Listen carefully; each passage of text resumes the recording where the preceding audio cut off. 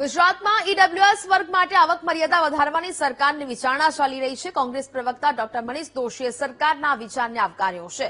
જ્યાં સ્કૂલોની ઊંચી ફીથી મધ્યમ વર્ગના બાળકોને મુશ્કેલી પડી રહી હોવાની વાત તેમણે કરી। સરકારે શિક્ષણ માટે મધ્યમ વર્ગના લોકોને મદદ કરવી જોઈએ। ખાનગી શાળાઓની વધતી સંખ્યા માતા-પિતા માટે ચિંતાનો વિષય છે। સરકારે ગ્રાન્ટેડ શાળાના માળખાને મજબૂત બનાવવું જોઈએ તેવી વાત મનીષ દોશીએ કરી।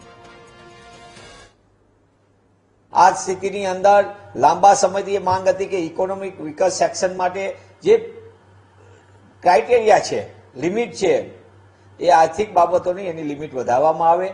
આ બાબત આવકાર્ય છે, પણ સાથે સાથે હું આપના માધ્યમથી એ પણ કહેવા માંગુ છું કે સરકાર સરકારી અને ગ્રાન્ટેડ શાળા કોલેજોના માળખાને મજબૂત કરે, શાળાઓને તાળા મારવાનું પાપ બંધ કરે, કોલેજો અને યુનિવર્સિટીઓ જે સરકારી છે એ યુનિવર્સિટી ને સક્ષમતા ઊભી કરવા માટે એને ગ્રાન્ટ આપવામાં આવે, પૂરતા અધ્યાપકો આપવામાં આવે। જ્યાં લગી સરકારી અને ગ્રાન્ટેડ સંસ્થાનું માળખું મજબૂત નહીં કરવામાં આવે ત્યાં લગી આ અસમાનતાનો પ્રશ્ન દિવસે દિવસે વધતો જશે।